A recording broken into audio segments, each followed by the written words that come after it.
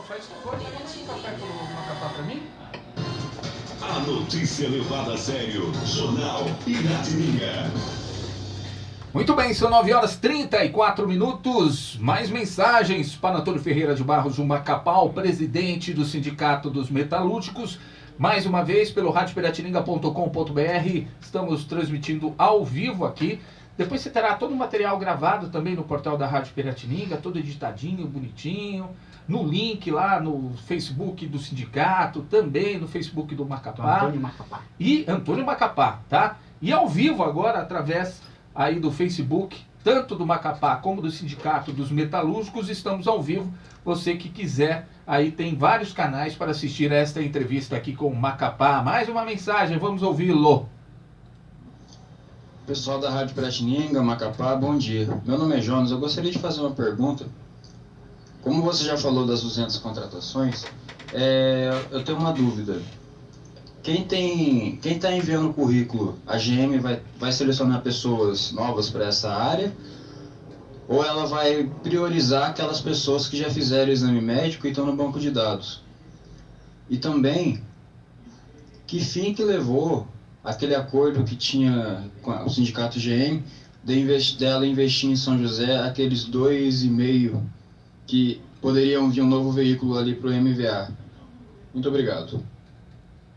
Macapá? Vamos lá. Então, esse é um tema que toda hora pinta aqui, né? Primeiro, com relação às contratações, a empresa está buscando junto ao banco de dados que ela já tem, certo? Isso é... As pessoas estão apreensivas, né, As pessoas estão apreensivas, é normal, né? Segundo, com relação a esse acordo ele não existe mais. Porque o carro que a General Motors ela faria, que seria um carro que iria disputar mercado com a Volkswagen e a Fiat, o Mobi, segundo a empresa, são 2 projetos que fracassaram, tanto da Fiat como da Volkswagen. Então hoje o carro de entrada dela, antes era o Celta, o carro de entrada dela hoje é o Onix, está ali na faixa de 40 mil reais. Né? Um dos mais vendidos, se eu não me engano. É o líder de mercado, mas ele é um carro bastante... Os carros brasileiros são muito caros, né? Sim. As empresas ganham muito dinheiro aqui. Aí a gente vai entrar em outra esfera. Então esse acordo ele não existe mais por causa disso. Vicente Batista da Silva. Ô Macapá, muito bom dia. Eu gostaria de saber por que o meu sindicato dos porteiros não faz greve. É a única categoria que não faz greve. Eu sou porteiro. Ô Vicente, obrigado pela sua participação. Creio que o Macapá não vai saber te responder esse tipo de pergunta. Mas entra naquela esfera também de que alguns sindicatos acabam sendo um pouco mais negligentes em relação aos seus filiados. Exatamente, Robson. O que falta no nosso país como eu falei no início, né? Para ter sindicatos combativos, qual que é o objetivo do sindicato? Vamos lá. Defender os direitos do trabalhador e garantir na Inglaterra com a Revolução Industrial para defender o quê? Melhores condições de trabalho, melhores salários e lutar por direitos. Logo, o sindicato que não faz isso, ele não está cumprindo com a sua obrigação, certo? O sindicato ele é sustentado pelos trabalhadores, as contribuições que são votadas em assembleias, as contribuições que são feitas quando o trabalhador se associa. No nosso caso, nós temos muitos sócios no Sindicato dos Metalúrgicos. São 22 mil sócios que nós temos aqui. Nesse caso, a maioria dos sindicatos, como nós questionamos aqui no início do programa, tem a ver com o tema do imposto sindical. São burocracias que estão encasteladas e que, inclusive, usam a estrutura do sindicato em benefício próprio. E não para defender o direito dos trabalhadores. Então, quando as pessoas dizem, olha, o Sindicato dos Metalúrgicos é um sindicato que faz muita greve, que cobra muito aumento de salário, que cobra muito direito, o Sindicato dos Metalúrgicos, filiado à CSP com Lutas, que é a nossa central sindical, e a nossa central aqui também, ela não faz nada mais do que ela seguir à risca aquilo que é o objetivo dos sindicatos. Os sindicatos, se eles não fazem isso, eles não servem para absolutamente nada. E tem, no caso, por exemplo, não só de porteiro, né, que ele está falando aqui para nós. Que é o caso dele, né? Que é o caso dele, mas tem muita gente em São José, de outros sindicatos, que deveriam ser representados por outros sindicatos, que vão no sindicato nosso buscar orientações. E inclusive, para a gente cobrar o sindicato deles. Então, mas eu tem acho... essa... Tem essa flexibilidade entre os órgãos, né? Tem. Porque muita gente acaba por Porque ser mais regionalista, né? Você cuida do seu, que eu cuido do meu. Não. No movimento sindical não existe isso, não. Então, eu acho que tem que acabar com o imposto sindical, como eu falei, porque isso já resolve metade do problema. Segundo, se os trabalhadores estão insatisfeitos com seus sindicatos, organize oposições, pegue o estatuto do sindicato, vá até a sua sede do sindicato, organize chapa e dispute. E aqueles que precisarem do apoio da CSP, como outros sindicatos metalúrgicos, podem nos procurar, que nós vamos apoiar, porque, de fato, o sindicato tem que estar fazendo a luta no dia a dia. Por melhores condições de trabalho, por direito, por melhores salários, e todo trabalhador tem que cobrar. O Jean do Pararangaba, muito obrigado pela sua participação. Valdinar Nunes nos mandaram um vídeo aqui relacionado a um tema que a gente está na pauta, né, que é a questão dos ambulantes. Isso proliferou um pouco mais, principalmente com esta questão econômica que a gente vem atravessando. Ali na Praça do Sapo, na Rua 7, né, tivemos uma ação da Prefeitura Municipal de São José dos Campos, que foi filmada, né, através de fiscais que retiraram tudo que os ambulantes estariam vendendo ali, muitas questões, muita coisa ali, muito produto alimentício, né? E aí a gente tem que entender, a questão econômica faz com que o cidadão fique apreensivo e tente modos de colocar o pão de cada dia na sua mesa. O que a gente tem que entender também é que ali tem lojistas que pagam seus impostos, né, que investem no seu comércio para com uma comodidade maior do seu cliente poder vender mais dentro das regras pré-estabelecidas, ou seja, dentro da lei. Houve uma ação da prefeitura, que eu não contesto se ela foi positiva ou negativa, mas muitos dizem que a ação foi truculenta. Por parte deste vídeo, a gente não notou nenhuma ação mais incisiva da Guarda Civil. Mas houve um caso em que eles acusam que um fiscal da prefeitura acabou chutando um ambulante, causando uma certa cisânia ali. Vamos ver esse vídeo aqui, Macapá, e aí você comenta.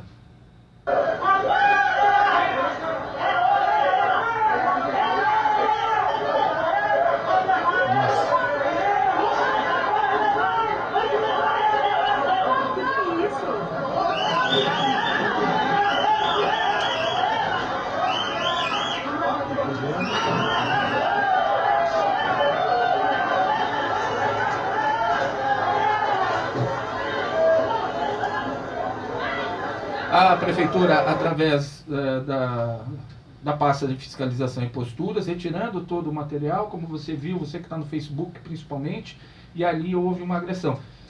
Suponhamos que seja um fiscal, né? Pelo menos foi o que os nossos ouvintes acabaram colocando aqui, e isso deu uma grande repercussão hoje de manhã aqui no Jornal Piratininga. Eu gostaria de ouvir o seu comentário sobre isso. Primeiro, eu acho desproporcional a forma como os prefeitos do PSDB, não é exclusividade de São José, tratam o tema dos ambulantes. Ninguém vai para o trabalho informal porque gosta, certo? O trabalhador é empurrado para o trabalho informal. Trabalho informal. Sim. Ele é empurrado. Sim. E no caso dos camelôs, não só aqui, mas também no estado de São Paulo, no último período tem crescido o número. É normal, por exemplo, você vê, por exemplo, nos semáforos de São José dos Campos, a quantidade de pessoas que estão vendendo alguma coisa. É um carregador de bateria de telefone, é um bombom. É só andar pela cidade que você vai ver isso. Por quê? Porque existe uma lógica. Já dizia Marx, quanto maior se acumula a riqueza de um lado, no caso hoje nós temos 8 famílias que detêm metade da riqueza no mundo, do outro lado vai se aumentar o quê? A miséria. E tem pessoas que optam pela vida, né? Optam não, né? Que veem na vida do camelô como um meio de sustentar, de trabalhar, de sustentar a sua família. Nós apoiamos os camelôs de São José dos Campos e do país inteiro. Estão trabalhando. Uma cena como essa, lamentável, eu acho que primeiro a prefeitura tem que punir.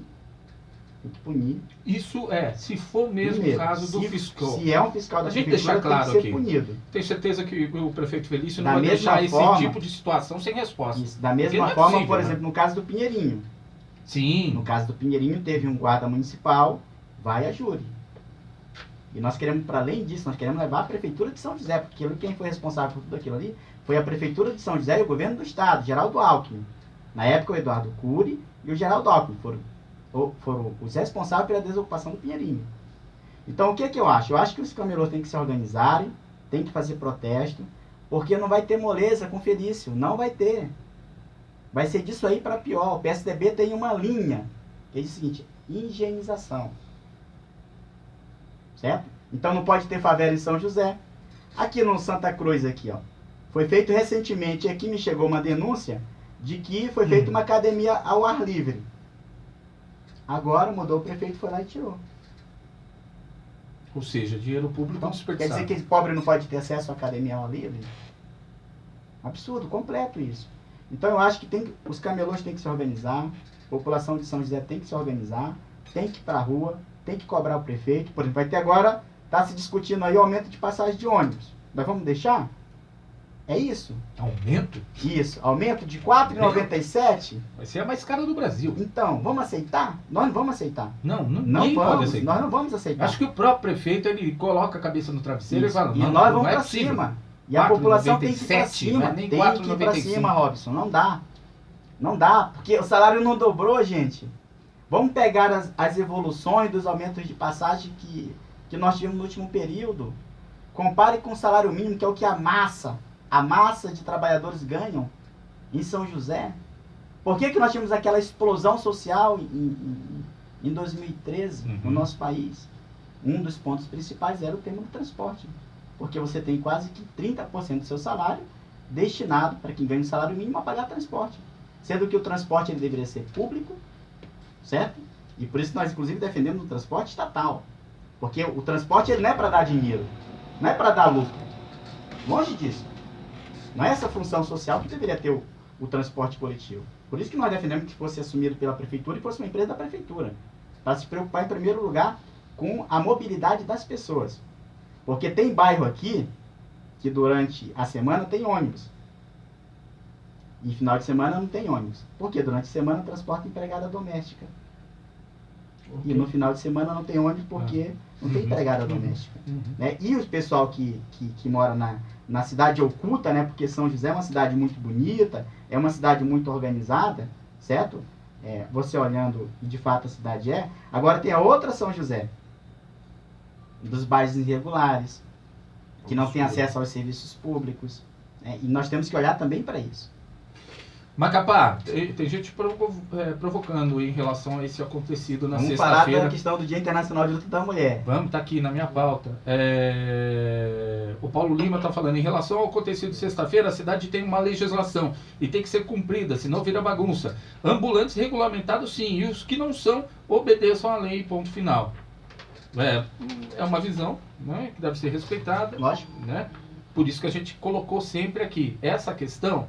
Tem lá os ambulantes que não estão regulamentados, vítimas do cenário econômico brasileiro. E os comerciantes que pagam seus impostos, investem no seu comércio para ter os seus clientes e que também têm que ter o seu direito garantido. O fato é que a ação da prefeitura a gente não está contestando, mas uma ação truculenta, e como está no vídeo aí, de um suposto fiscal agredir um ambulante, aí já passa de todos os limites. Tem que ser investigado e tem que ser punido. Se de fato é da prefeitura, tem que ser punido. Bom dia, Macapá. Meu nome é Luiz. Pergunta que não quer calar. Muito obrigado, viu, Luiz, pela sua participação. Há risco de demissões nas indústrias automobilísticas, principalmente as do Vale do Paraíba? Há risco de demissões em todas as montadoras. Curto e grosso. Isso há. Em todas. GM, Ford, Volkswagen, Mercedes, Scania, todas. Por quê? Porque segue a queda. Não há horizonte ainda para superar essa crise econômica. Não há. Ainda não há. A gente não precisaria de uma paz política para ver se o país entrava nos eixos, Macapá, ou não? A gente precisa brigar para ver se esse governo ou ele se mexe de uma vez, ou ele seja destituído e a gente siga um novo rumo. Não tem paz política com essa corja que está comandando o nosso país hoje, Robson. Não tem como ter. Todo dia é um episódio novo. Todo dia. Nós vamos ter paz política se a gente lutar muito agora e colocar esse governo para fora, o Congresso que está aí para fora, mudar o plano econômico que está sendo aplicado no nosso país. Porque o plano econômico foi o plano que começou com Collor, depois veio com Itamar, depois veio pelo Fernando Henrique, seguiu com Lula, seguiu com Dilma e Temer agora. O plano econômico é o mesmo. Modelo neoliberal, perverso. Privatizações, ataque aos direitos sociais, tudo isso que nós estamos assistindo. A crise econômica está sendo paga pela população brasileira, pelo povo pobre, pelos trabalhadores, e essa crise toda foi jogada nas nossas costas. Então, não tem horizonte com PSDB, com PMDB, não tem horizonte. Não tem, gente. Nós temos que superar isso daí. E para superar isso daí, nós precisamos construir um novo. Construir um novo. E construir novas lideranças num país, de fato, que represente os trabalhadores. Eu vejo aí a CUT fazendo uma grande campanha, o PT já, Lula 2018, etc. Gente, PT de novo? Lula 2018? Nós já vimos esse filme. Nós já vimos. Reforma trabalhista, reforma da Previdência, todo mundo quer fazer. Agora, corrigir, por exemplo, a tabela do imposto de renda, né, para enquadrar melhor o salário do trabalhador na hora de prestar suas contas ao leão, ninguém quer. Ninguém fala em mudar esse tipo de situação. Aí fica um pouco mais difícil.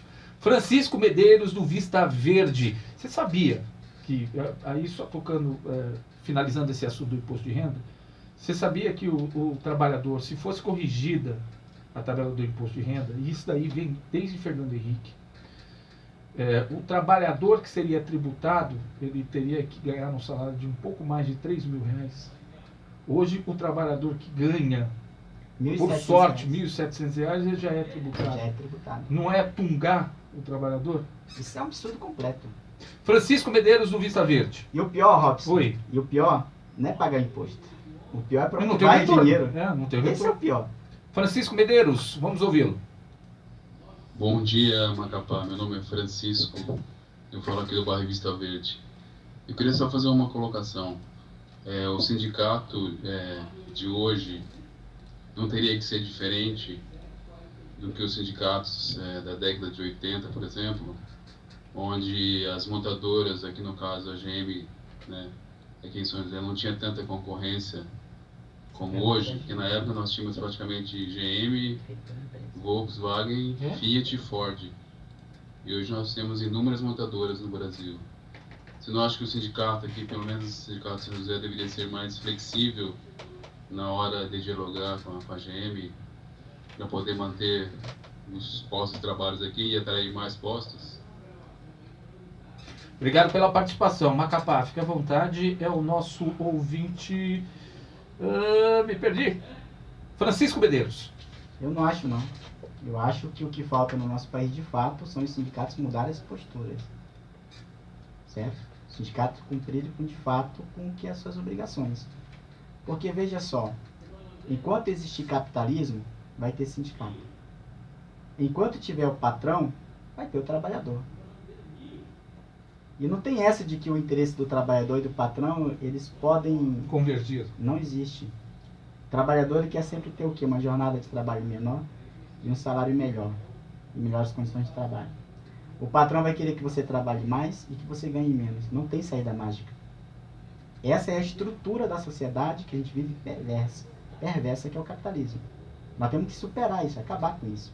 Então, o que eu acho que os sindicatos no país inteiro deveriam se juntar, das montadoras, fazer inclusive greve contra essas pressões que elas fazem e mudar o rumo do que nós temos ocorrido. Agora, olha só, Robson, vamos lá. Por que isso é importante, esse debate?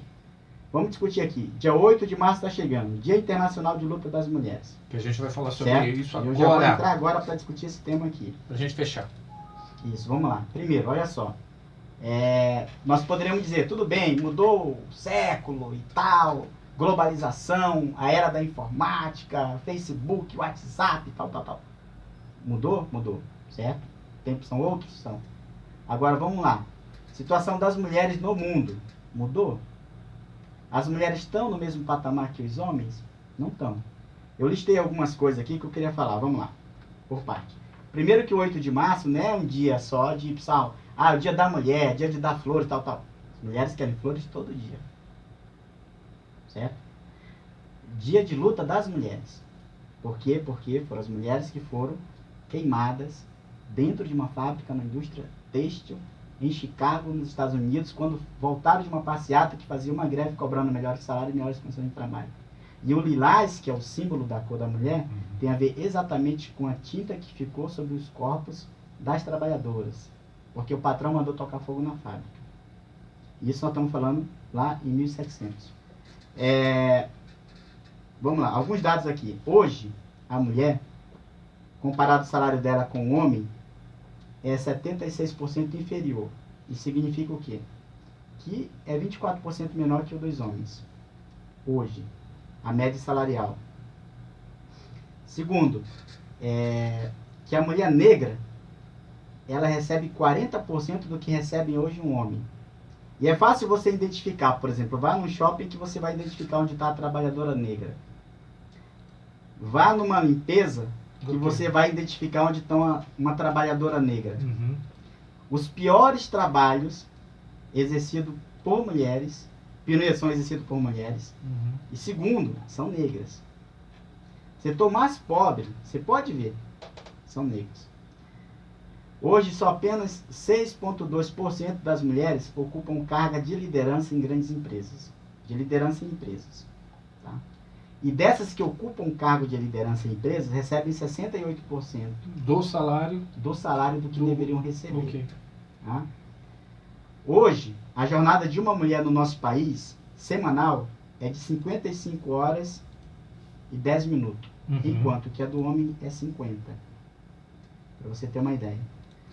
A cada 1h30, uma mulher no nosso país, ela é vítima, ela morre, vítima de agressão. Então significa que nós começamos 9 horas o programa aqui, certo? Sim. Se 9 horas mataram uma mulher, às 10h30 vai ter a segunda mulher que vai ser assassinada. Vítima de agressão, que é a agressão machista. Sociedade machista que a gente vive, certo? O país nosso hoje é o 7º no mundo em que mais se matam mulheres que são vítimas de agressão, certo? Então, essa reforma da Previdência que está sendo colocada hoje aí, o relator, que é o Arthur Maia, ele teve a cara de pau de dizer o seguinte: não, as mulheres que são solteiras têm que aposentar igual ao homem. Sim. Um absurdo completo. Porque a mulher, ela trabalha mais que o homem, Jornada dupla, né? jornada dupla, tripla também. Isso. Isso. E depois, Robson, para se aposentar, teria que estar no mesmo patamar. Então, por esses números que eu passei aqui, já mostram que não existe o patamar de igualdade entre homens e mulheres. A tarefa doméstica hoje ainda é destinada a mulheres. Hoje, 52% das famílias no nosso país são chefiadas por mulheres.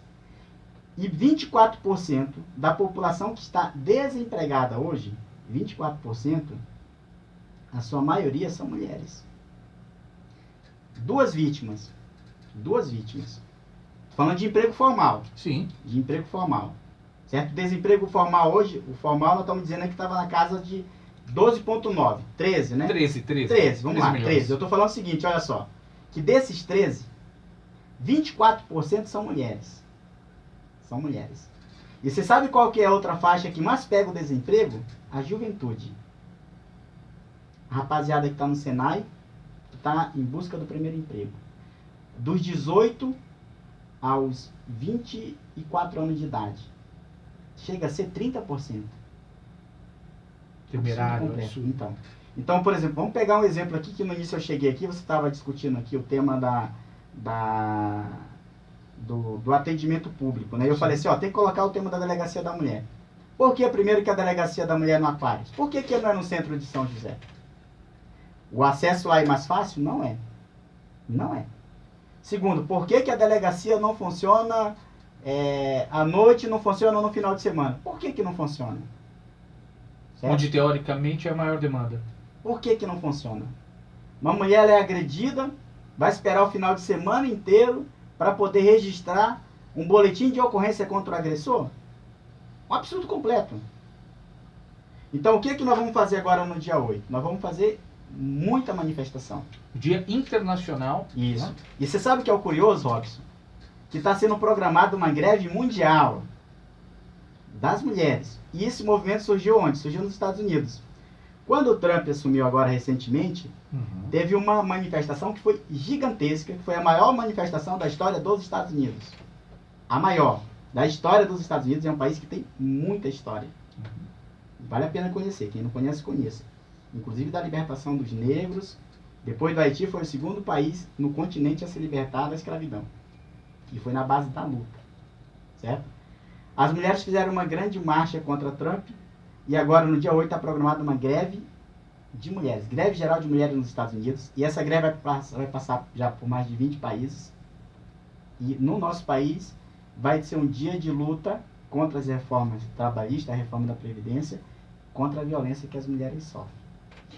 Antônio Ferreira de Barros, Macapá, infelizmente tenho que terminar esse nosso bate-papo. Te espero na próxima quinta-feira para a gente conversar mais sobre economia, sobre os direitos do trabalhador, os direitos das mulheres. Fique à vontade para as suas considerações finais, Macapá. Então, primeiro mandar um abraço para a companheirada da MWL que segue no acampamento na porta da empresa. É, né? Tem que seguir. Eu passei lá luta, ontem, tá lá, tá firme lá. e forte. Carnaval, o pessoal não deu moleza não. Então vamos continuar na luta aí.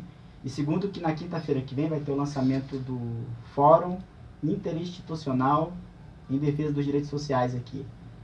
Além da representação dos sindicatos, nesse fórum está a representação do MPT, que é o Ministério Público Federal do Trabalho, a MATRA, que é a Associação dos Magistrados aqui da nossa cidade, do Vale do Paraíba também, né, melhor dizendo, Vale do Paraíba. E nós iremos fazer, portanto, nesse horário, que é o horário das 9 horas, a gente vai ver como é que faz a pauta aqui, porque vai ocorrer no auditório da Caixa Econômica Federal do Jardim Aquários, vai ocorrer uma reunião desse fórum com os sindicatos, com as representações, como eu mencionei agora há pouco, para organizar essa campanha de massas contra a reforma trabalhista, a reforma da Previdência, e preparando o dia 15. Né? O dia 15 vai ser um dia de muita manifestação no nosso país inteiro, e aqui em São José dos Campos e no Vale do Paraíba vai ser um dia que vai marcar. Nós vamos com tudo. Perfeito. Nós vamos com tudo para defender os nossos direitos aí, porque ou a gente luta agora e derrota o governo e os ataques, ou a partir do segundo semestre vai ser um outro Brasil, como eu falei. Sem direito trabalhista, sem direitos previdenciários, e as mulheres vão continuar ainda sendo assassinadas toda de hora em meia, vítima do machismo no nosso país. A gente tem que dar um basta nisso, por isso, dia 8 vamos protestar, e no dia 15, paralisação geral. Obrigado pela sua presença mais uma vez. Antônio Ferreira de Barros, o presidente do Sindicato dos Metalúrgicos. A gente fecha mais uma edição do Jornal Piratininga, a gente vai pro break e depois fecha, Paulo? Fecha agora? Ponto final, então, em mais uma edição do Jornal Piratininga. Esta edição teve a apresentação de Robson Soares, produção e reportagens de Mariana Costa, sonoplastia de Paulo Lima. Tenha uma ótima quinta-feira, um restinho de semana aí deste feriadão de carnaval. Muita saúde, muita paz. A gente volta amanhã a partir das 8 da manhã. Um grande abraço a todos e até lá.